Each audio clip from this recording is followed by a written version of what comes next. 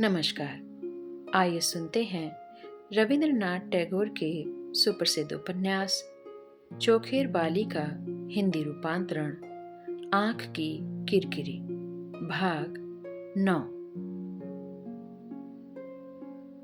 हिमालय की चोटी यमुना का जो बर्फ गली अक्षय जलधारा देती है, उस यमुना में युगों युगों से कवियों ने जो कवित्व का स्रोत ढाला है वह भी अक्षय है। उसकी कल कल में कितने ही अनोखे छंद गूंजते हैं और उसकी लहरों की लोल लीला में न जाने कितने युगों की पुलकाकुल भावों का आवेग उफन उफन आता है। सांझ को महेंद्र जब उस यमुना के तट पर जा बैठा तो प्रेम के आवेश ने उसकी नजरों में, सांसों में, नस नस में, हड्डियों के बीच गाढ़े मोह रस का संचार कर दिया। आसमान में डूबते सूरज की किरणों की सुनहरी वीणा वेदना की मूर्छना से, झरती जोत के संगीत से झंकृत हो उठी। बारिश जैसी हो रही थी। नदी अपने उद्दाम यौवन में थी। महेंद्र के पास निर्दिष्ट कुछ नहीं था। उसे वैष्णव कवियों का वर्षाभिसार याद आया। नायिका बाहर निकली है, यमुना के किनारे वह अकेली खड़ी है। उस पार कैसे जाए? अरे ओ, पार करो, पार कर दो। महेंद्र की छाती के अंदर यही पुकार पहुंचने लगी, पार करो। नदी से उस पार बड़ी दूर पर वह अभिसारिका खड़ी थी। फिर भी महेंद्र उसे साफ देख पाया। उसका कोई काल नहीं, उम्र नहीं, वह चिरंतर गोप बाला है। मगर महेंद्र ने उसे फिर भी पहचान लिया। पहचाना कि वह विनोदिनी है। सारा विरह, सारी वेदना, यौवन का सारा भार लिए उस युग के अभिसार के लिए चली थी और आज के युग के किनारे आ निकली है। आज के सूने यमुना तट के ऊपर आकाश में वही स्वर सुनाई पड़ रहा है, अरे ओ, पार करो, पार कर दो। महेंद्र मतवाला हो गया। विनोदिनी उसे ठुकरा देगी। चांदनी रात के इस स्वर्ग खंड को वह लक्ष्मी बनकर पूरा न करेगी। वह सोच भी नहीं सका। वह तुरंत उठकर विनोदिनी को ढूंढने चल दिया। सोने के कमरे में गया। कमरा फूलों की खुशबू से महमहा रहा था। खुली खिड़कियों से छनकर चांदनी सफेद बिछौने पर आ पड़ी थी। बगीचे के फूलों से सजी वह बसंत की बिखरी लता जैसी चांदनी में बिस्तर पर लेटी हुई थी। महेंद्र का मोह दुगना हो गया। उसने रुधे गले से कहा, विनोद, मैं यमुना के तट पर तुम्हारी राह देख रहा था और तुम यहाँ इंतजार कर रही हो। यह संदेशा मुझे चांद ने दिया, इसी से मैं यहाँ आ गया। यह कहकर महेंद्र बिस्तर पर बैठने जा ही रहा था कि विनोदिनी उठ बैठी और दायां हाथ बढ़ाकर बोली, जाओ, इस बिस्तर पर मत बैठो। पाल वाली नाव मानो चौर में अटक गई। महेंद्र कहा न माने, इसलिए विनोदिनी बिस्तर से उतरकर खड़ी हो गई। महेंद्र ने पूछा, तो तुम्हारा यह श्रृंगार किसके लिए है? किसका इंतजार कर रही हो? विनोदिनी ने अपनी छाती को दबाकर कहा, मैं जिसके लिए सजी संवरी व मेरे अंतःस्थल में है। महेंद्र ने पूछा, आखिर कौन? बिहारी? विनोदिनी बोली, उसका नाम तुम अपनी जबान पर मत लाओ। महेंद्र, उसी के लिए तुम पछा का दौरा कर रही हो? विनोदिनी, हाँ, उसी के लिए। महेंद्र, उसका पता मालूम है? विनोदिनी, मालूम नहीं, मगर जैसे भी हो मालूम करूंगी। महेंद्र, तुम्हें यह हरगिज न मालूम होने दूंगा। विनोदिनी, न सही, मगर मेरे हृदय से उसे निकाल नहीं पाओगे। यह कहकर विनोदिनी ने आंखें बंद करके अपने हृदय में एक बार बिहारी का अनुभव कर लिया। फूलों से सजी विरह विधुरा विनोदिनी से एक साथ ही खिंचकर और ठुकराया जाकर महेंद्र अचानक भयंकर हो उठा।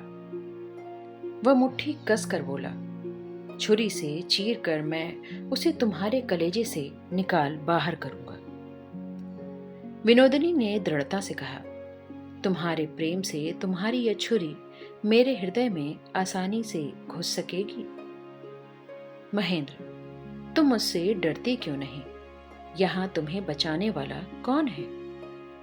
विनोदिनी, बचाने वाले तुम हो, तुम ही मुझे अपने से बचाओगे।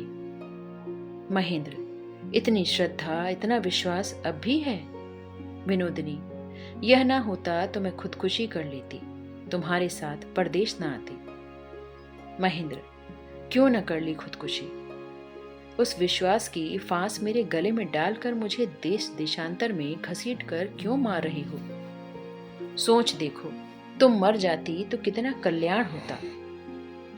विनोदिनी, जानती हूं, मगर जब तक बिहारी की उम्मीद है मर न पाऊंगी। महेंद्र, जब तक तुम नहीं मरती तब तक मेरी आशा भी नहीं मरने की, मैं भी छुटकारा नहीं पाने का। आज से मैं हृदय से भगवान से तुम्हारी मृत्यु की कामना करता हूं। तुम मेरी भी ना बनो, बिहारी की भी नहीं। जाओ, मुझे मुक्ति दो। मेरी माँ रो रही है, स्त्री रो रही है, उनके आंसू दूर से ही मुझे जला रहे हैं। जब तक तुम मर नहीं जाती, मेरी और दुनिया भर की आशा से परे नहीं हो जाती, तब तक मुझे उनके आंसू पोंछने का अवसर नहीं मिलेगा। इतना कहकर महेंद्र बड़ी तेजी से बाहर निकल गया। अकेली पड़ी विनोदिनी अपने चारों तरफ माया का जाल बुन रही थी, उसे वह फाड़ गया। विनोदिनी खड़ी खड़ी चुपचाप बाहर देखती रही। आकाश भरी चांदनी को खाली करके उसका सारा संचित अमृत कहीं चला गया। वह क्यारियों वाला बगीचा, उसके बाद रेती भरा किनारा, उसके बाद नदी का काला काला पानी, उसके बाद सारा पार का धुंधलापन, सब मानो एक सादे कागज पर पेंसिल का बना चित्र हो, नीरस बेमानी। उसने महेंद्र को किसी बुरी तरह अपनी ओर खींचा है, खौफनाक तूफान की तरह कैसे उसे जड़ समेत उखाड़ लिया है। यह अनुभव करके आज उसका हृदय मानो और भी बेचैन हो गया। उसमें यह सारी शक्ति तो है, फिर भी बिहारी पूर्णिमा की रात में उमड़े हुए समुद्र की तरह उसके सामने आकर पछाड़ क्यों नहीं खाता? क्यों बेमतलब प्यार की कचोट रोज उसके ध्यान में आकर रोती है? उसे लगा सब बेकार और निरर्थक है। इतनी व्यर्थता के बावजूद जो जहां है वहीं खड़ा है। दुनिया में किसी बात का कोई कार्यक्रम नहीं। सूरज तो कल भी उगेगा और दुनिया अपने छोटे से काम को भी ना भूलेगी। और बिहारी जैसे दूर रहा है वैसे ही दूर रहेगा और उस ब्राह्मण के बच्चे को किताब का नया पाठ पढ़ाता रहेगा। उसकी आंखों से आंसू फूटकर झड़ने लगे। अपनी इच्छा और शक्ति के लिए वह किस पत्थर को ढकेल रही है। उसका हृदय लहू से नहा उठा, लेकिन उसकी तकदीर सुई की नोक के बराबर भी न खिसकी। रात में महेंद्र सोया नहीं। थकावट के मारे सुबह सुबह उसे नींद आई। सुबह 8-9 बजे के करीब जगकर वह झट उठ बैठा। पिछली रात की कोई अधूरी पीड़ा नींद के भीतर ही भीतर घूमती रही थी। सचेतन होते ही महेंद्र उसकी तकलीफ महसूस करने लगा। कुछ ही देर में रात की सारी घटना मन में जाग पड़ी। सुबह की उस धूप में पूरी नींद न आ पाने की थकावट से सारी दुनिया और जिंदगी बड़ी सूखी सी लगी। घर छोड़ने की ग्लानि, धर्म छोड़ने का परिताप और इस उद्भ्रांत जीवन की ये जिल्लतें, आखिर वह किसके लिए झेल रहा है? मोह के आवेश से रहित सुबह की इस धूप में महेंद्र को लगा वह विनोदिनी को प्यार नहीं करता। उसने रास्ते की ओर झांका। सारी दुनिया परेशान सी काम के पीछे भाग रही है और आत्मगौरव को कीचड़ में डुबोकर एक बेरुखी औरत के पैरों से लिपटे रहने की जो नादानी है, वह महेंद्र की निगाहों में स्पष्ट हो उठी। आवेग के किसी बड़े झोंके के बाद हृदय में अवसाद आता है। ऐसे वक्त थका हारा हृदय अनुभूति के विषय को कुछ समय के लिए दूर हटाना चाहता है। भावों का ऐसा भाटा पड़ने के समय नीचे की सारी छिपी हुई गंदगी ऊपर आ जाती है, मोह लाने वाली वस्तु से विरक्त हो जाती है। महेंद्र क्यों अपने को इस तरह अपमानित कर रहा है, इसे वह आज न समझ सका। उसने सोचा, मैं हर तरह से विनोदिनी से बेहतर हूं, फिर भी सब प्रकार की हीनता और झिड़कियां बर्दाश्त करता हुआ घिनौने भिखमंगे सा उसके पीछे मारा मारा फिर रहा हूं। ऐसा अजीब पागलपन किस शैतान ने मेरे दिमाग में भर दिया। आज विनोदिनी महेंद्र के लिए महज एक औरत रह गई और कुछ नहीं।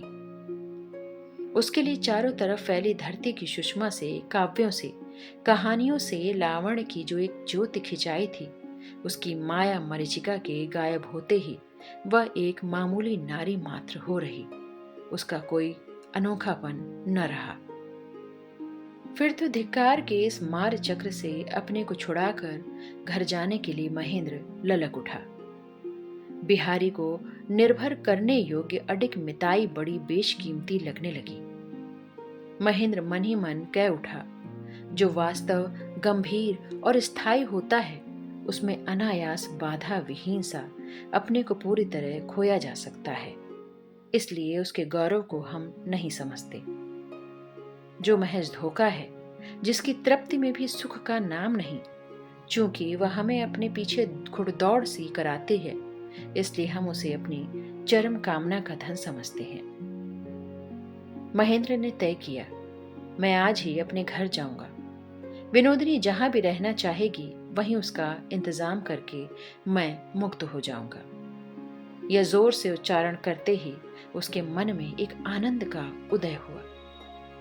लगातार दुविधा का जो भार अब ढोता चला आ रहा था, हल्का हुआ। अब तक होता ऐसा रहा कि अभी अभी जो बात उसे रुचती न थी, दूसरे ही क्षण उसे मानने को मजबूर होना पड़ता था। हाँ ना कहते न बनता। उसकी अंतरात्मा उसे जो आदेश देती, सदा बलपूर्वक उसे दबाकर वह दूसरी ही राह पर चला करता। अभी जैसे ही उसने जोर से कहा, मैं मुक्त हो जाऊंगा, वैसे ही शरण पाकर उसने झकझोरे हुए हृदय से उसे बधाई दी। महेंद्र बिस्तर से उठा, मुंह हाथ धोया और विनोदिनी से मिलने गया। देखा कमरा अंदर से बंद है। दरवाजे पर धक्का देकर पूछा, सो रही हो? विनोदिनी बोली, नहीं, अभी जाओ। महेंद्र ने कहा, तुमसे जरूरी बात करनी है, ज्यादा देर न रुकूंगा। विनोदिनी बोली, बात अब मैं नहीं सुनना चाहती, तुम जाओ, मुझे तंग मत करो, अकेली रहने दो। और दिन होता तो इससे महेंद्र का आवेग और बढ़ ही जाता, लेकिन आज उसे बेहद घृणा हुई।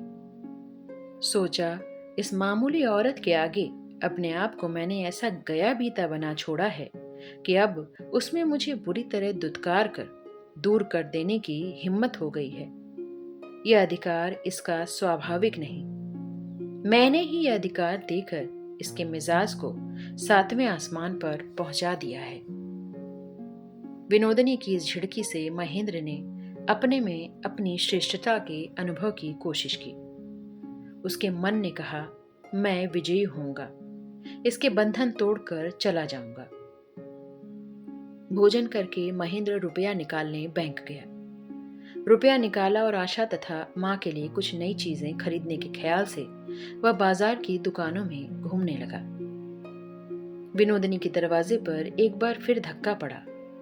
पहले तो आजीजी से उसने कोई जवाब ही न दिया, लेकिन जब बार बार धक्का पड़ने लगा तो आग बबूला होकर दरवाजा खोलते हुए उसने कहा, नाहक क्यों बार बार मुझे तंग करने आते हो तुम?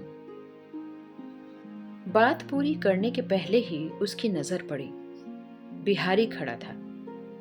कमरे में महेंद्र है या नहीं, यह देखने के लिए बिहारी ने एक बार भीतर की तरफ झांका।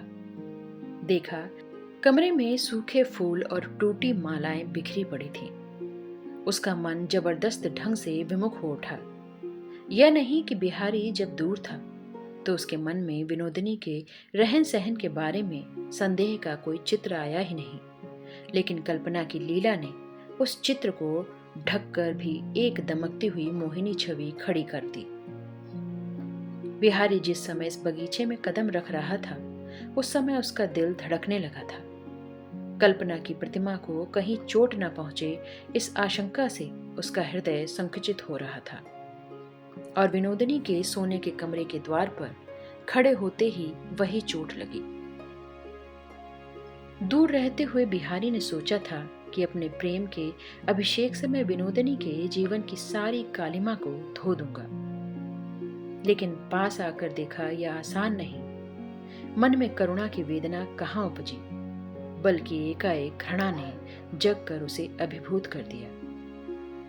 बिहारी ने उसे बड़ा मलिन देखा। वह तुरंत मुड़कर खड़ा हो गया और उसने महेंद्र महेंद्र कहकर पुकारा।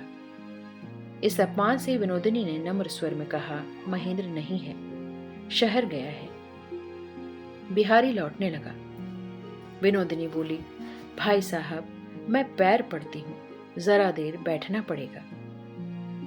बिहारी ने सोच रखा था वह कोई आरजू मिन्नत नहीं सुनेगा।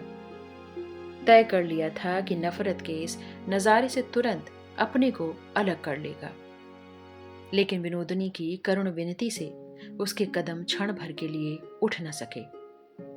विनोदिनी बोली, आज अगर तुम मुझे इस तरह ठुकरा कर चले गए तो तुम्हारी कसम खाकर कहती हूं मैं मर जाऊंगी।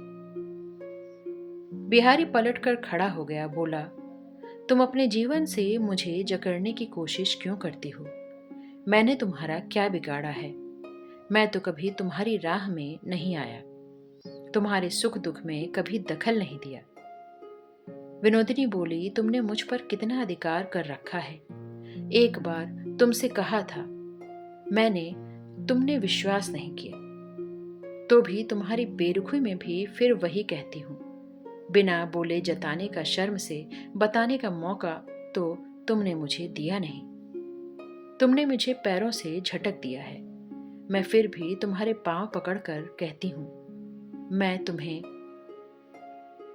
बिहारी ने टोकते हुए कहा, बस बस, रहने दो, यह बात जबान पर मत लाओ, एतबार की गुंजाइश नहीं रही।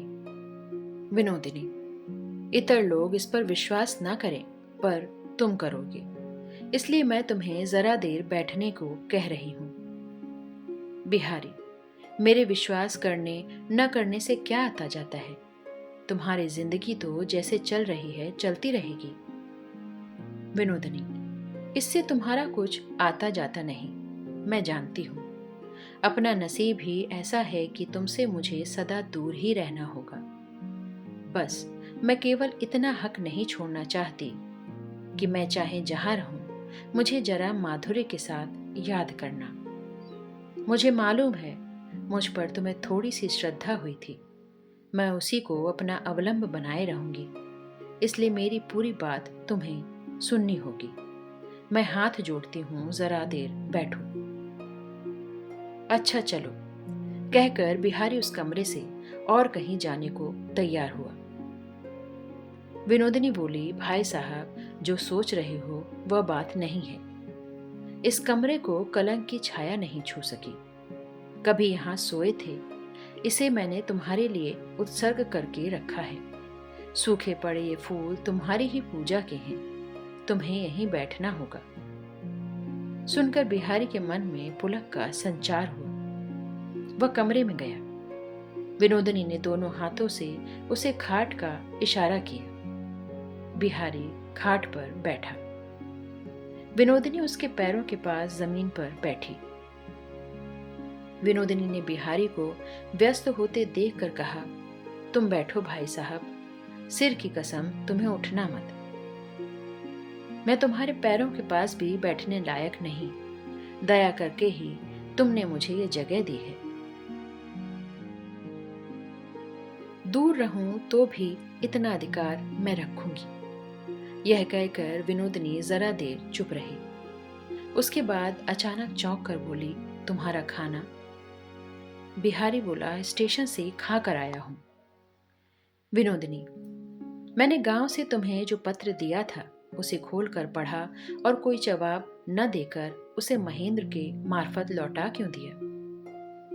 बिहारी, कहाँ? वह चिट्ठी तो मुझे नहीं मिली। विनोदिनी, इस बार कलकत्ता में महेंद्र से तुम्हारी भेंट हुई थी। बिहारी, तुम्हें गांव पहुंचा कर लौटा उसके दूसरे दिन भेंट हुई थी। उसके बाद मैं पछां की ओर सैर को निकल पड़ा। उससे फिर भेंट नहीं हुई। विनोदिनी, उससे पहले और एक दिन मेरी चिट्ठी पढ़कर बिना उत्तर के वापस कर दी। बिहारी, नहीं, ऐसा कभी नहीं हुआ। विनोदिनी बुद्ध सी बैठी रही। उसके बाद लंबी सांस छोड़कर बोली, सब समझ गई। अब अपनी बात बताऊं, मगर यकीन करो तो अपनी खुशकिस्मती समझूं, और न कर सको तो तुमको दोष न दूंगी। मुझ पर यकीन करना मुश्किल है। बिहारी का हृदय पसीज गया। भक्ति से झुकी विनोदिनी की पूजा का वह किसी भी तरह अपमान न कर सका। बोला, भाभी, तुम्हें कुछ कहना न पड़ेगा। बिना कुछ सुने ही मैं तुम्हारा विश्वास करता हूं। मैं तुमसे घृणा नहीं कर सकता। तुम अब एक भी शब्द न कहना। सुनकर विनोदिनी की आंखों से आंसू बहने लगे। उसने बिहारी के चरणों की धूल ली। बोली, सब न सुनोगे तो मैं जी न सकूंगी। थोड़ा धीरज रखकर सुनना होगा। तुमने जो मुझे आदेश दिया था, मैंने उसी को सिर माथे उठा लिया था। तुमने मुझे पत्र तक न लिखा, तो भी अपने गांव में मैं लोगों की निंदा सहकर जिंदगी बिता देती।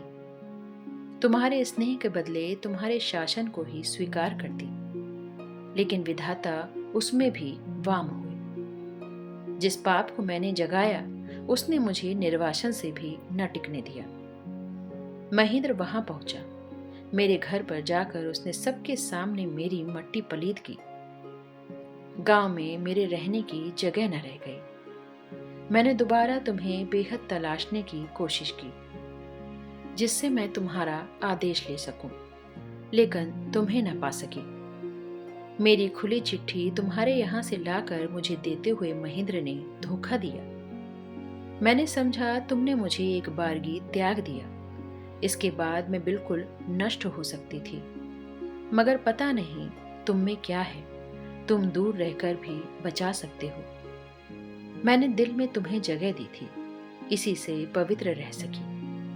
कभी तुमने मुझे ठुकरा कर अपना जो परिचय दिया था, तुम्हारा वही कठिन परिचय सख्त सोने की तरह, ठोस मणि की तरह मेरे मन में है। उसने मुझे मूल्यवान बनाया है। देवता, तुम्हारे पैर छू कर कहती हूं, वह मूल्य नष्ट नहीं हुआ है। बिहारी चुप रहा। विनोदिनी भी और कुछ न बोली। तीसरे पहर की धूप पल पल पर फीकी पड़ने लगी। ऐसे समय महेंद्र दरवाजे पर आया और बिहारी को देखकर चौंक पड़ा। विनोदिनी के प्रति उसमें जो उदासीनता आ रही थी, ईर्ष्या से वह जाने को हो गई। विनोदिनी को बिहारी के पांवों के पास बैठी देखकर ठुकराए हुए महेंद्र को चोट पहुंची। व्यंग्य के स्वर में महेंद्र ने कहा, तो अब रंगमंच से महेंद्र का प्रस्थान हुआ, बिहारी का प्रवेश। दृश्य बेहतरीन है। तालियां बजाने को जी चाहता है, लेकिन उम्मीद है यही अंतिम अंक है। इसके बाद अब कुछ भी अच्छा न लगेगा। विनोदिनी का चेहरा तमतमा उठा। महेंद्र की शरण जब उसे लेनी पड़ी है तो इस अपमान का क्या जवाब दे। व्याकुल होकर उसने केवल बिहारी की ओर देखा। बिहारी खाट से उठा। बोला, महेंद्र, कायर की तरह विनोदिनी का यूं अपमान न करो। तुम्हारी भलमनसाहत अगर तुम्हें नहीं रोकती तो रोकने का अधिकार मुझको है। महेंद्र ने हंसकर कहा, इस बीच अधिकार भी हो गया। आज तुम्हारा नया नामकरण है विनोदिनी। अपमान करने का हौसला बढ़ता ही जा रहा है। यह देखकर बिहारी ने महेंद्र का हाथ दबाया। कहा, महेंद्र, मैं विनोदिनी से ब्याह करूंगा, सुन लो, लिहाजा संयत होकर बात करो। महेंद्र अचरज के मारे चुप हो गया और विनोदिनी चौंक उठी। उसकी छाती के अंदर का लहू खलबला उठा। बिहारी ने कहा, और एक खबर देनी है तुम्हें। तुम्हारी मां मृत्युसेज पर है, बचने की कोई उम्मीद नहीं। मैं आज रात को ही गाड़ी से जाऊंगा, विनोदिनी भी मेरे साथ जाएगी। विनोदिनी ने चौंक कर पूछा, बुआ बीमार है? बिहारी बोला, हाँ, सख्त। कब क्या हो जाए कुछ कहा नहीं जा सकता। यह सुनकर महेंद्र ने और कुछ न कहा, चुपचाप कमरे से बाहर निकल गया। विनोदिनी ने बिहारी से पूछा, अभी अभी तुमने जो कहा, तुम्हारी जुबान पर यह बात कैसे आई? मजाक तो नहीं? बिहारी बोला, नहीं, मैंने ठीक ही कहा है, मैं तुमसे ब्याह करूंगा। विनोदिनी, किस लिए? उद्धार करने के लिए? बिहारी, नहीं, मैं तुम्हें प्यार करता हूं इसलिए। विनोदिनी, यही मेरा पुरस्कार है। इतना भर स्वीकार किया, मेरे लिए यह बहुत है। इससे ज्यादा मैं कुछ नहीं चाहती। ज्यादा मिले तो रहने का नहीं। बिहारी, क्यों? विनोदिनी, वह सोचते हुए भी शर्म आती है। मैं विधवा हूं, बदनाम हूं, सारे समाज के सामने तुम्हारी फजीहत करूं, यह हरगिज नहीं होगा। छी, यह बात जबान पर न लाओ। बिहारी, तुम मुझे छोड़ दोगी? विनोदिनी, छोड़ने का अधिकार मुझे नहीं। चुपचाप तुम बहुतों की बहुत भलाई किया करते हो। अपने वैसे ही किसी व्रत का कोई सा भार मुझे देना, उसी को ढोती हुई मैं अपने आप को तुम्हारी दासी समझा करूंगी। लेकिन विधवा से तुम ब्याह करोगे? छी, तुम्हारी उदारता से सब कुछ मुमकिन है, लेकिन मैं यह काम करूं, समाज में तुम्हें नीचा करूं, तो जिंदगी में यह सिर कभी उठा न सकूंगी। बिहारी, मगर मैं तुम्हें प्यार करता हूं। विनोदिनी, उसी प्यार के अधिकार से आज मैं एक ढिठाई करूंगी। इतना कहकर विनोदिनी झुकी। उसने पैर की उंगलियों को चूम लिया। पैरों के पास बैठकर बोली, तुम्हें अगले जन्म में पा सकूं, इसके लिए मैं तपस्या करूंगी। इस जन्म में अब कोई उम्मीद नहीं। मैंने बहुत दुख उठाया, काफी सबक मिला। यह सबक अगर भूल बैठती तो मैं तुम्हें नीचा दिखाकर और भी नीची बनती। लेकिन तुम ऊंचे हो, तभी आज मैं फिर से सिर उठा सकी हूं। अपने इस आश्रय को मैं धूल में नहीं मिला सकती। बिहारी गंभीर हो गया। विनोदिनी ने हाथ जोड़कर कहा, गलती मत करो। मुझसे विवाह करके तुम सुखी न रहोगे, अपना गौरव गंवा लोगे। मैं भी अपना गर्व खो बैठूंगी। तुम सदा निर्लिप्त रहो, प्रसन्न रहो। आज भी तुम वही हो, मैं दूर से ही तुम्हारा काम करूंगी। तुम खुश रहो, सदा सुखी रहो। महेंद्र मां के कमरे में जा रहा था कि आशा दौड़ी दौड़ी आई। कहा, अभी वहां मत जाओ। महेंद्र ने पूछा, क्यों? आशा बोली, डॉक्टर ने बताया है, मां चाहे दुख का हो चाहे सुख का, अचानक कोई धक्का लगने से आफत हो सकती है। महेंद्र बोला, मैं दबे पांव उनके सिरहाने की तरफ जाकर एक बार देखाऊं जरा, उन्हें पता न चलेगा। आशा, नहीं, अभी आप मां से नहीं मिल सकते। महेंद्र, तो तुम करना क्या चाहती हो? आशा, पहले बिहारी बाबू ने देख आए, वे जैसा कहेंगे वही करूंगी। इतने में बिहारी आ गया। आशा ने उसे बुलवाया था। बिहारी को देखकर आशा को थोड़ा भरोसा हुआ। बोली, तुम्हारे जाने के बाद से माँ और भी अकुला उठी है भाई साहब। पहले दिन जब तुम न दिखाई पड़े तब उन्होंने पूछा, बिहारी कहाँ गया? मैंने कहा, वे एक जरूरी काम से बाहर गए हैं, बृहस्पति तक लौट आएंगे। उसके बाद से वे रह रहकर चौंक चौंक पड़ती थी। मुंह से कुछ नहीं कहती, लेकिन अंदर ही अंदर मानो किसी की राह देख रही हैं। कल तुम्हारा तार मिला। मैंने उन्हें बताया तुम आ रहे हो। उन्होंने आज तुम्हारे लिए खास तौर से खाने का इंतजाम करवाने को कहा है। तुम्हें जो जो चीजें अच्छी लगती हैं सब मंगवाई हैं। सामने बरामदे पर रसोई का प्रबंध कराया है। अंदर से वह खुद बनाती रहेंगी। डॉक्टर ने लाख मना किया है, एक न सुनी। अभी अभी जरा देर पहले मुझे बुलाकर कहा, बहू रसोई तुम अपने हाथों बनाओ। आज बिहारी का मैं अपने सामने बिठाकर खिलाऊंगी। सुनते ही बिहारी की आंखें छलछला उठी। पूछा, माँ है कैसी? आशा ने कहा, तुम खुद चलकर देखो, मुझे लगता है बीमारी और बढ़ गई है। बिहारी अंदर गया। महेंद्र खड़ा अचरज में पड़ गया। आशा ने मजे में गृहस्थी संभाल ली है। कितनी आसानी से महेंद्र को अंदर जाने से रोक दिया। न संकोच किया न रूठी। महेंद्र आज कितना सकुचा गया है। वह अपराधी है। चुपचाप खड़ा रहा बाहर। मां के कमरे में न घुस सका।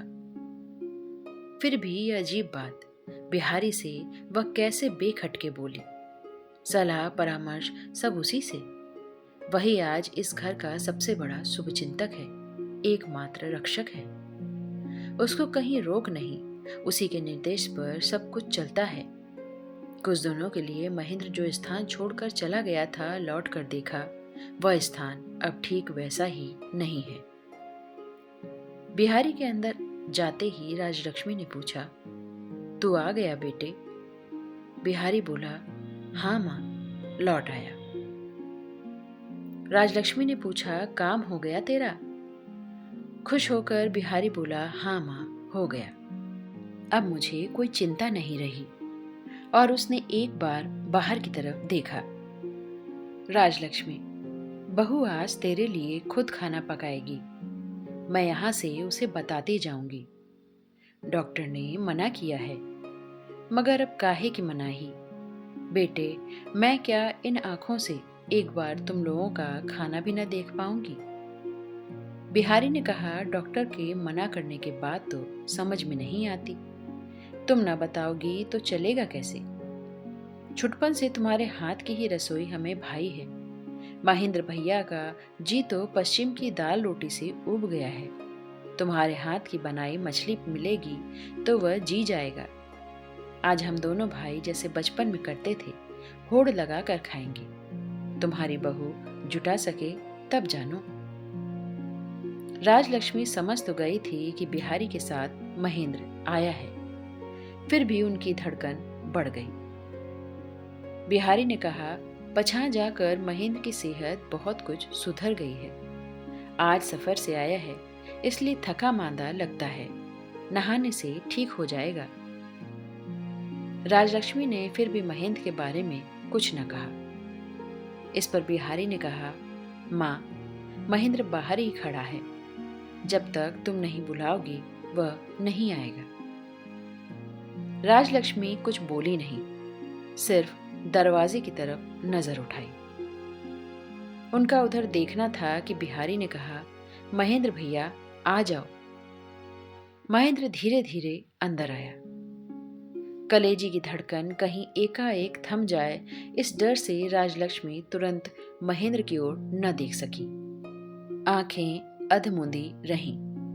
बिस्तर की तरफ ताक कर महेंद्र चौंक उठा।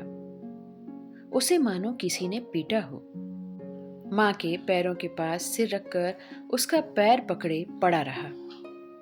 कलेजी की धड़कन से राजलक्ष्मी का सर्वांग कांपता रहा। कुछ देर बाद अन्नपूर्णा ने धीरे से कहा, दीदी, तुम महेंद्र को कहो कि वह उठे, नहीं तो वह यहीं बैठा रहेगा। बड़ी मुश्किल से उन्होंने कहा, महेंद्र उठ। बहुत दिनों के बाद महेंद्र का जो नाम लिया तो उनकी आंखों से आंसू की धारा फूट पड़ी। आंसू बहने से मन की पीड़ा कुछ हल्की हुई। महेंद्र उठा, जमीन पर घुटना गाड़ खाट की पाटी पर छाती रखकर मां के पास बैठा। राजलक्ष्मी ने बड़ी तसल्ली से करवट बदली। दोनों हाथों से अपनी ओर खींचकर उन्होंने महेंद्र का सिर सूंघा और ललाट को चूम लिया। महेंद्र ने रुंधे कंठ से कहा, मैंने तुम्हें बड़ी तकलीफ पहुंचाई है माँ, मुझे माफ करो। कलेजा ठंडा हुआ तो राजलक्ष्मी ने कहा, ऐसा मत कह बेटे, तुझे माफ किए बिना मैं जी सकती हूं भला? बहू कहाँ गई? बहू? आशा पास ही दूसरे कमरे में पथ्य तैयार कर रही थी। अन्नपूर्णा उसे बुला लाई। राजलक्ष्मी ने महेंद्र को जमीन पर से उठकर बिस्तर पर बैठने का इशारा किया।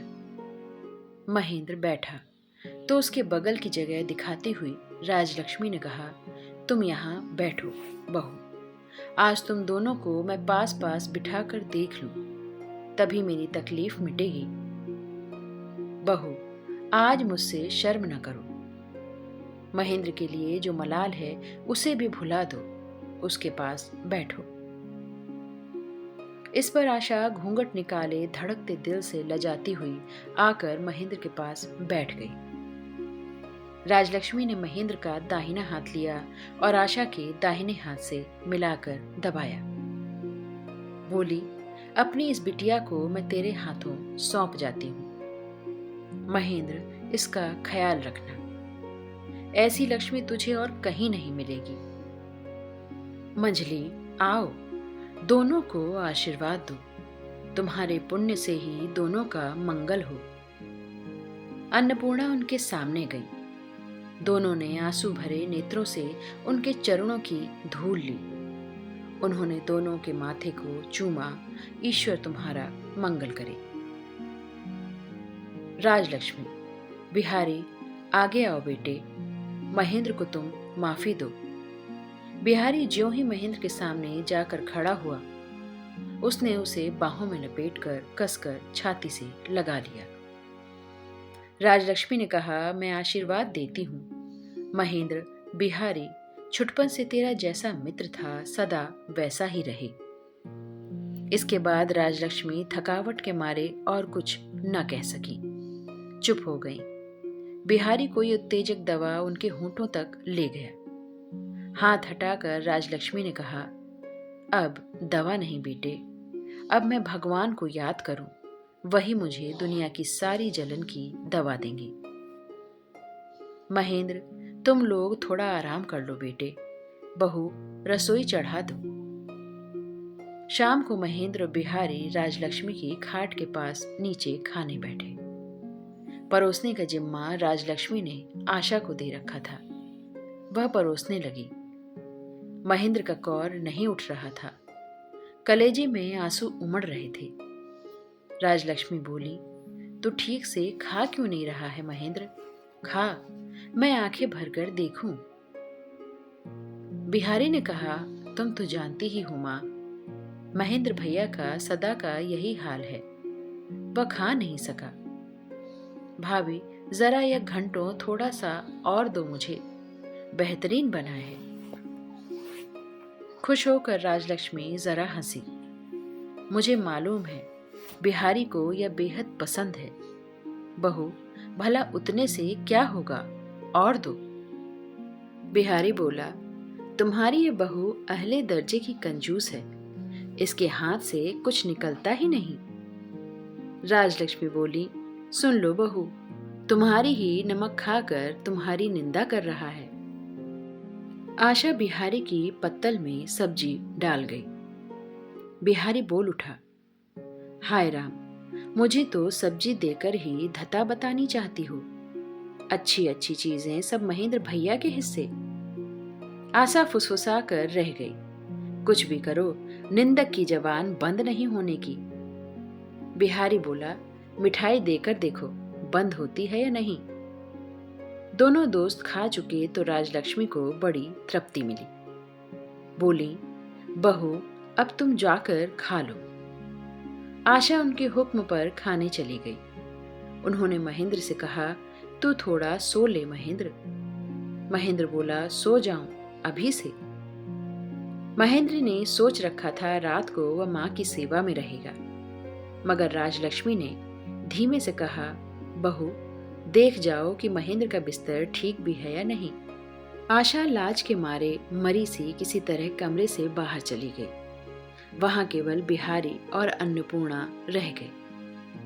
तब राजलक्ष्मी ने कहा, तुमसे एक बात पूछनी है बिहारी। विनोदिनी का क्या हुआ, पता है? कहाँ है वह? बिहारी ने कहा, वह कलकत्ता में है। राजलक्ष्मी ने आंखों की मौन दृष्टि से ही प्रश्न किया। बिहारी समझ गया। बोला, उसकी तुम अब फिक्र ही ना करो माँ। राजलक्ष्मी बोली, उसने मुझे बहुत दुख दिया है बिहारी, फिर भी मैं अंदर से उसे प्यार करती हूँ। बिहारी बोला, वह भी मन ही मन तुम्हें प्यार करती है माँ। राजलक्ष्मी, मुझे भी यही लगता है बिहारी। दोष गुण सब में होता है, लेकिन वह मुझे प्यार करती थी। ढोंग करके कोई उस तरह की सेवा नहीं कर सकती। बिहारी बोला, तुम्हारी सेवा करने के लिए वह तड़प रही है। राजलक्ष्मी ने लंबी सांस ली। कहा, महेंद्र, आशा सब तो सोने चले गए। रात में उसे एक बार ले आओ तो क्या हर्ज है? बिहारी ने कहा, वह तो इसी घर के बाहर वाले कमरे में छिपी बैठी है माँ। उसने प्रतिज्ञा की है कि जब तक तुम उसे बुलाकर माफ नहीं कर दोगी, वह पानी भी ना पिएगी। राजलक्ष्मी परेशान हो उठी। बोली, सारे दिन से भूखी है। अरे तो जा उसे बुला लो। ज्यों ही विनोदिनी कमरे में आई, राजलक्ष्मी बोल उठी, राम राम, तुमने यह क्या किया बहू? दिन भर बेखाए पिए बैठी हो। जाओ पहले खा लो, फिर बातचीत होगी। विनोदिनी ने उनके चरणों की धूल ली। बोली, पहले इस पापिन को तुम माफ करो बुआ, तभी मैं खाऊंगी। राजलक्ष्मी, माफ कर दिया बिटिया, माफ कर दिया। अब मुझे किसी से भी कोई मलाल नहीं। विनोदिनी का दाहिना हाथ पकड़कर उन्होंने कहा, बहू, तुमसे जीवन में किसी का बुरा ना हो और तुम भी सुखी रहो। विनोदिनी, तुम्हारा आशीर्वाद झूठा ना होगा बुआ। मैं तुम्हारे पांव छूकर कहती हूँ, मुझसे इस घर का बुरा ना होगा। झुककर अन्नपूर्णा को प्रणाम करके विनोदिनी खाने गई। लौटने पर राजलक्ष्मी ने पूछा, तो अब तुम चली? विनोदिनी, मैं तुम्हारी सेवा करूंगी बुआ। ईश्वर साक्षी है, मुझसे किसी बुराई की शंका न करो। राजलक्ष्मी ने बिहारी की तरफ देखा। बिहारी ने कुछ सोचा, फिर कहा, भाभी रहे कोई हर्ज नहीं। रात में बिहारी, अन्नपूर्णा और विनोदिनी तीनों ने मिलकर राजलक्ष्मी की सेवा की। इधर रात को आशा राजलक्ष्मी के पास नहीं आई। इस शर्म से वह तड़के ही उठी। महेंद्र को सोता ही छोड़कर उसने जल्दी से मुंह धोया, कपड़े बदले और तैयार होते ही आई। तब भी धुंधलका था। दरवाजे पे आकर उसने जो कुछ देखा वह अवाक रह गई। स्वप्न तो नहीं। स्पिरिट लैंप जलाकर विनोदिनी पानी गर्म कर रही थी। रात को बिहारी ने पलके भी ना झपकाई थी। उनके लिए चाय बनानी थी। आशा को देखकर विनोदिनी खड़ी हो गई। बोली, सारे अपराधों के साथ मैंने आज तुम्हारी शरण ली है और कोई तो जाने की ना कह सकेगा, मगर तुम अगर कह दो जाओ तो मुझे तुरंत जाना पड़ेगा। आशा कोई जवाब न दे सकी। वह यह भी ठीक ठीक न समझ सकी कि उसका मन क्या कह रहा है, इसलिए वह हक्की बक्की हो गई। विनोदिनी, मुझे तुम कभी माफ नहीं कर पाओगी, इसकी कोशिश भी मत करना, मगर मुझे अब कोई खतरा मत समझना। जिन कुछ दिनों के लिए बुआ को जरूरत है, मुझे इनकी सेवा करने दो, फिर मैं चली जाऊंगी। कल जब राजलक्ष्मी ने आशा का हाथ महेंद्र के हाथों में दिया, तो उसने मन का सारा मलाल हटाकर 16वां आने आशा को महेंद्र के हाथों सौंप दिया था। आज विनोदिनी को अपनी नजर के सामने खड़ी देखकर उसके खंडित प्रेम की ज्वाला शांत न हो सकी। इसे कभी महेंद्र ने प्यार किया था, शायद अब भी मन ही मन प्यार करता हो। यह बात उसके कलेजे में लहर की तरह फूल फूल उठने लगी। जरा ही देर बाद महेंद्र जगेगा और वह विनोदिनी को देखेगा, जाने किस नजर से देखेगा। भारी हृदय लिए आशा राजलक्ष्मी के कमरे में पहुंची। बहुत शर्माती हुई बोली, मौसी, तुम रात भर सोई नहीं, जाओ सो जाओ। अन्नपूर्णा ने एक बार अच्छी तरह से आशा के चेहरे को देखा। उसके बाद सोने जाने के बजाय आशा को साथ लिए अपने कमरे में गई। बोली, चुन्नी खुलकर बात करना चाहती है, तू अब बातों को मन में मत रख। गैर को दोषी बनाने का जो सुख है, मन में दोष रखने का दुख उससे कहीं बड़ा है। आशा ने कहा, मन में कोई गांठ में रखना तो नहीं चाहती हूँ मौसी, सब भूल जाना ही चाहती हूँ, मगर भूलते ही तो नहीं बनता। अन्नपूर्णा बोली, तो ठीक ही कहती है बिटिया, उपदेश देना आसान है, कर दिखाना ही मुश्किल है। फिर भी मैं तुझे एक उपाय बताती हूँ। जी जान से इस भाव को कम से कम रखो, मानो भूल गया है। पहले बाहर से भुलाना शुरू कर, तभी भीतर से भी भूल सकेगी। आशा ने सिर झुकाए हुए कहा, बताओ मुझे क्या करना होगा। अन्नपूर्णा बोली, बिहारी के लिए विनोदिनी चाय बना रही है, तू दूध, चीनी, प्याला सब कुछ लेकर जा, मिलकर काम करो। आशा आदेश पालन के लिए उठी। अन्नपूर्णा ने कहा, यह आसान है, लेकिन मुझे एक बात और कहनी है, वह और भी सख्त है और उसका पालन तुझे करना ही पड़ेगा। जब तक महेंद्र से विनोदिनी की मुलाकात होगी ही, और तब तेरे मन में क्या होगा मैं जानती हूँ। लेकिन वैसे मैं कभी कनखियों से भी महेंद्र या विनोदिनी के भाव को देखने की कोशिश तक न करना। कलेजा फटता रहे, लेकिन अडिग रहना पड़ेगा। महेंद्र यह समझेगा कि तुझे कोई शक नहीं रहा, टूटने के पहले जैसा था, जोड़ वैसा ही जुड़ गया है। महेंद्र या और कोई तेरी शक्ल देखकर अपने को दोषी नहीं समझेगा। चुन्नी, यह कोई मेरा उपदेश नहीं, आग्रह है। यह तेरी मौसी का आदेश है। मैं जब काशी चली जाऊं तब तू एक दिन को भी यह बात न भूलना। चाय का प्याला लिए आशा विनोदिनी के पास पहुंची। पूछा, उबल गया पानी? मैं दूध ले आई हूं। विनोदिनी अचरज से आशा का मुंह ताकने लगी। बोली, बिहारी भाई साहब बरामदे में बैठे हैं, तुम उनको चाय भेज दो। इतने में बुआ का मुंह धुलाने का इंतजाम करती हूँ, अब जग जाए शायद। विनोदिनी चाय लेकर बिहारी के पास नहीं गई। उसके प्रेम को कबूल करने के नाते बिहारी ने जो अधिकार उसे दिया था, उसके मनमाने इस्तेमाल में उसे संकोच हुआ। अधिकार पाने की जो मर्यादा है, उसे बचाना हो तो अधिकार के प्रयोग को संयत होना चाहिए। जितना मिलता है उतने के लिए छीना झपटी करना कंगले को ठीक लगता है। इतने में महेंद्र आ पहुंचा। आशा का दिल धक कर उठा, तो भी अपने को जब्त करके उसने स्वाभाविक स्वर में महेंद्र से कहा, तुम इतनी जल्दी जग गए? रोशनी ना आए इस वजह से मैंने खिड़कियां बंद कर दी थी। विनोदिनी के सामने सहज भाव से आशा को बात करते देखकर महेंद्र के कलेजे पर मानो कोई पत्थर उतर गया। वह खुश होकर बोला, देखने आ गया कि माँ कैसी हैं, वे सो रही हैं अभी तक? आशा ने कहा, हाँ सो रही हैं, अभी वहां मत जाना। भाई साहब ने बताया आज वे पहले से अच्छी हैं, बहुत दिनों के बाद कल रात भर में मजे से सोई हैं। महेंद्र निश्चिंत हुआ। पूछा, चाची कहाँ हैं? आशा ने चाची का कमरा दिखा दिया। आशा की यह दृढ़ता और संयम देखकर विनोदिनी को भी हैरत हुई। महेंद्र ने पुकारा, चाची। अन्नपूर्णा स्नान करके पूजा करने की सोच रही थी, फिर भी उन्होंने कहा, आ महेंद्र आ। महेंद्र ने उन्हें प्रणाम किया। कहा, चाची मैं पापी हूं, तुम लोगों के सामने आते मुझे शर्म आती है।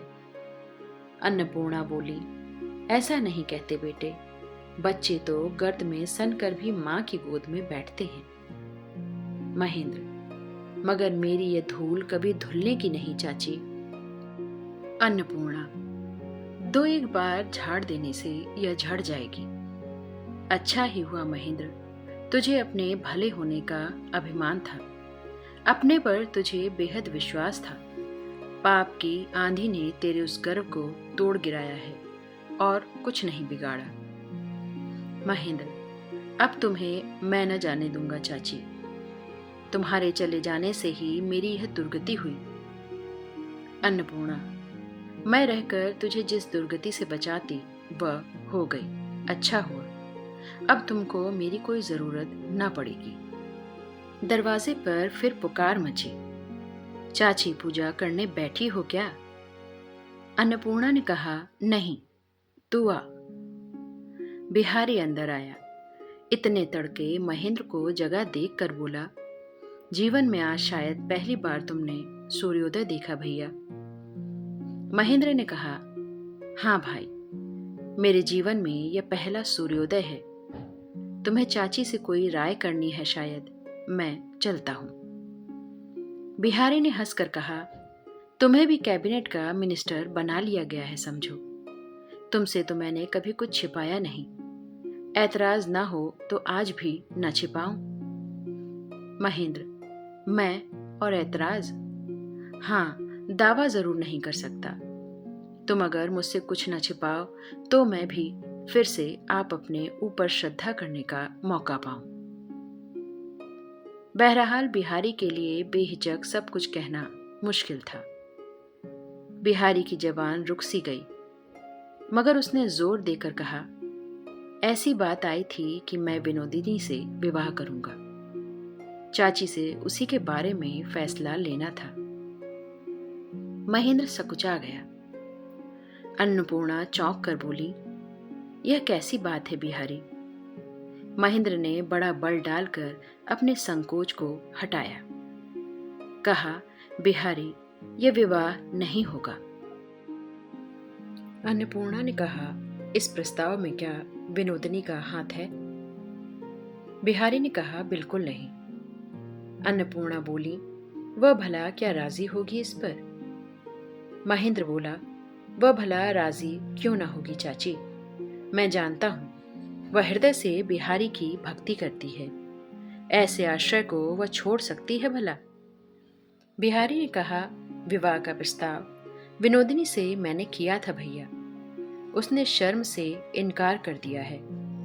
सुनकर महेंद्र चुप रह गया। भले बुरे राजलक्ष्मी के 2 दिन निकल गए। एक दिन सुबह उनका चेहरा खिला खिला दिख रहा था। पीड़ा का नामो निशान नहीं था। उसी दिन उन्होंने महेंद्र को बुलाकर कहा, मैं अब ज्यादा देर की मेहमान नहीं बेटे, मगर मैं बड़े सुख से मर सकूंगी। महेंद्र, मुझे अब कोई दुख नहीं है। तू जब छोटा था तो तुझे पाकर जो खुशी मुझे थी, आज उसी खुशी से मेरा हृदय भर उठा है।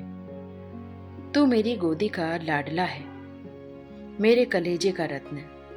मैं तेरी सारी बला साथ लिए जा रही हूं, यही मेरा सबसे बड़ा सुख है।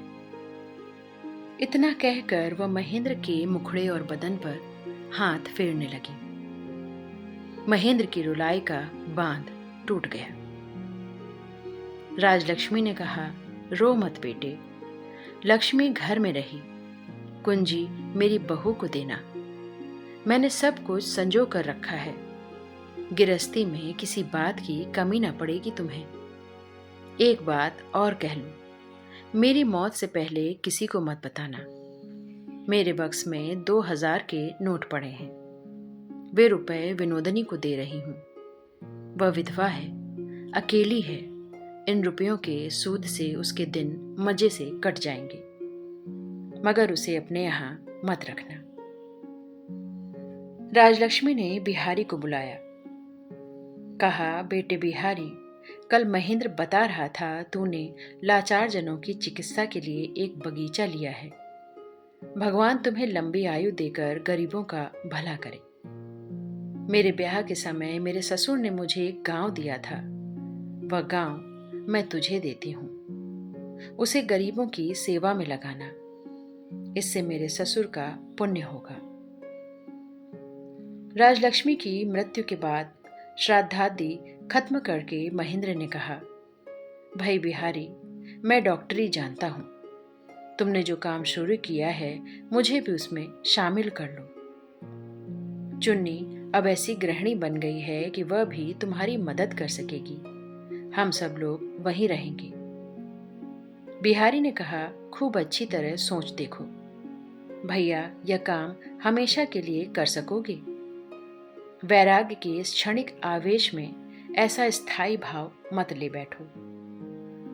महेंद्र बोला, तुम भी जरा सोच कर देखो। जीवन को मैंने इस तरह बखेड़ा किया है कि अब बैठे बैठे उसके उपभोग की गुंजाइश न रही। इसे अगर सक्रियता में न खींचता चलूं तो जाने किस रोज यह मुझे अवसाद में खींच ले जाएगा। अपने काम में मुझे शामिल करना ही पड़ेगा। यही बात तय रही। अन्नपूर्णा और बिहारी दोनों बैठकर शांत उदासी लिए पिछले दिनों की चर्चा कर रहे थे। दोनों के एक दूसरे से अलग होने का समय करीब था। विनोदिनी ने दरवाजे पर आकर पूछा, चाची, मैं यहाँ बैठ सकती हूँ? अन्नपूर्णा बोली, आ जाओ बिटिया, आओ। विनोदिनी आई। उसने 2-4 बातें करके बिछौना उठाने का बहाना करके अन्नपूर्णा चली गई। विनोदिनी ने बिहारी से कहा, अब मेरे लिए तुम्हारा जो आदेश हो कहो। बिहारी ने कहा, भाभी, तुम ही बताओ तुम क्या चाहती हो। विनोदिनी बोली, मैंने सुना है गरीबों के इलाज के लिए तुमने कोई बगीचा लिया है। मैं वहीं तुम्हारा कोई काम करूंगी और कुछ ना बने तो खाना पकाऊंगी। बिहारी बोला, मैंने बहुत सोच कर देखा है भाभी। इन उन हंगामों से अपने जीवन के जाल में बेहद गांठें पड़ गई हैं। अब एकांत में बैठकर एक एक करके उन्हीं गांठों को खोलने का समय आ गया है। पहले सबकी सफाई कर लेनी होगी। अब जी जो चाहता है सबको मान लेने की हिम्मत नहीं पड़ती। अब तक तो गुजरा जितना कुछ झेला, उन सब के आवर्तन और आंदोलन को शांत न कर लूं तो जीवन की समाप्ति के लिए तैयार न हो सकूंगी। अगर सारे बीते दिन अनुकूल हों तो संसार में केवल तुमसे ही मेरा जीवन पूर्ण हो सकता था। अब तुमसे मुझे वंचित होना ही पड़ेगा। सुख की कोशिश अब बेकार है। अब तो धीरे धीरे टूट फूट कर मरम्मत कर लेनी है। इतने में अन्नपूर्णा आई। उनके आते ही विनोदिनी ने कहा, माँ, तुम्हें अपने चरणों में मुझे शरण देनी पड़ेगी। पापिन के नाते तुम मुझे मत ठुकराना। अन्नपूर्णा बोली, चलो मेरे ही साथ चलो। अन्नपूर्णा और विनोदिनी जिस दिन काशी जाने लगी, मौका ढूंढकर बिहारी ने अकेले में विनोदिनी से भेंट की। कहा, भाभी, तुम्हारी कोई यादगार मैं अपने पास रखना चाहता हूं। विनोदिनी बोली, अपने पास ऐसा क्या है जिसे निशानी की तरह पास रखो? बिहारी ने शर्म और संकोच से कहा, अंग्रेजों में ऐसी रिवाज है, अपनी प्रिय पात्र की कोई लट याद के लिए रख लेते हैं। तुम अगर। विनोदिनी, छी, कैसी घिनौनी बात। मेरे बालों का तुम क्या करोगे? वह मुई नापाक चीज कुछ ऐसी नहीं कि तुम्हें दूं। अभागिन मैं तुम्हारे पास रह नहीं सकती। मैं ऐसा कुछ देना चाहती हूं जो मेरा होकर तुम्हारे काम में आए। बिहारी ने कहा, लूंगा। इस पर विनोदिनी ने आंचल की गांठ से खोलकर 1000 के 2 नोट बिहारी को दिए। बिहारी गहरे आवेश के साथ विनोदिनी के चेहरे को एकटक देखता रहा। जरा देर बाद बोला, और मैं क्या तुम्हें कुछ न दे पाऊंगा? विनोदिनी ने कहा, तुम्हारी निशानी मेरे पास है। वह मेरे अंग का भूषण है। उसे कभी कोई छीन नहीं सकता। मुझे और कुछ नहीं चाहिए। कहकर उसने अपने हाथ की चोट का वह दाग दिखाया। बिहारी हैरान रह गया। विनोदिनी बोली, तुम नहीं जानते यह आघात तुम्हारा है और यह आघात तुम्हारे ही योग्य है। इसे तुम भी वापस नहीं ले सकते। मौसी के इतना समझाने बुझाने के बावजूद विनोदिनी के लिए आशा अपने मन को निष्कटंक न रख सकी। राजलक्ष्मी की सेवा जतन में दोनों साथ जुटी रहीं, पर जब से उनकी नजर विनोदिनी पर पड़ी तभी उनके दिल को चोट लगी। जबान से आवाज न निकली और हंसने की कोशिश ने उसे दुखाया। विनोदिनी की कोई मामूली सेवा लेने में भी उसका मन नाराज रहता। शिष्टता के नाते विनोदिनी का लगाया पान उसे लेना पड़ा, लेकिन बाद में तुरंत थूक दिया। लेकिन आज जब जुदाई की घड़ी आई, मौसी दोबारा घर बार छोड़कर जाने लगी और आशा का हृदय आंसुओं से गीला हो उठा, तो विनोदिनी के लिए भी उसका मन भर आया। जो सब कुछ छोड़ छाड़ कर एक बारगी जा रहा हो, उसे माफ न कर सके, ऐसे लोग दुनिया में कम ही हैं। उसे मालूम था विनोदिनी महेंद्र को प्यार करती है। क्यों ना करे महेंद्र को प्यार? महेंद्र को प्यार करना कितना जरूरी है, इसे वह खुद अपने ही मन से जान रही थी। अपने प्यार की उस वेदना से ही आज उसे विनोदिनी पर बड़ी दया हो आई। वह महेंद्र को छोड़कर सदा के लिए जा रही है। उसका जो दुस्सह दुख है, आशा अपने बहुत बड़े दुश्मन के लिए भी उसकी कामना नहीं कर सकती। यह सोचकर उसकी आंखें भर आईं, कभी उसने विनोदिनी को प्यार भी किया था। वह प्यार उसके जी को छू गया। वह धीरे धीरे विनोदिनी के समीप जाकर बड़ी ही करुणा के साथ, स्नेह के साथ, विषाद के साथ बोली, दीदी जा रही हो? आशा की ठोड़ी पकड़कर विनोदिनी ने कहा, हाँ बहन, जाने का समय आ गया। कभी तुमने मुझे प्यार किया था, अब अपने सुख के दिनों में उस प्यार का थोड़ा सा अंश मेरे लिए रखना बहन, बाकी सब भूल जाना। महेंद्र ने आकर नमस्ते करके कहा, माफ करना भाभी। उसकी आंखों के कोनों से आंसू की 2 बूंदें लुढ़क पड़ी। विनोदिनी ने कहा, तुम भी मुझे माफ करना भाई साहब। भगवान तुम लोगों को सदा सुखी रखे। रविन्द्रनाथ टैगोर जी के सुप्रसिद्ध उपन्यास चोखेर बाली का यह अंतिम भाग था। यहाँ पर यह उपन्यास समाप्त होता है। कृपया अपने बहुमूल्य विचार हमें कमेंट बॉक्स में ज़रूर लिखें तथा अगली कौन सी कहानी आप सुनना पसंद करेंगे, यह भी हमें कमेंट बॉक्स में ज़रूर बताएं। चैनल को लाइक, शेयर और सब्सक्राइब करें तथा बेल आइकन दबाना बिल्कुल ना भूलें, जिससे समय समय पर आने वाली नई कहानियों के नोटिफिकेशन आपको मिलते रहें। धन्यवाद।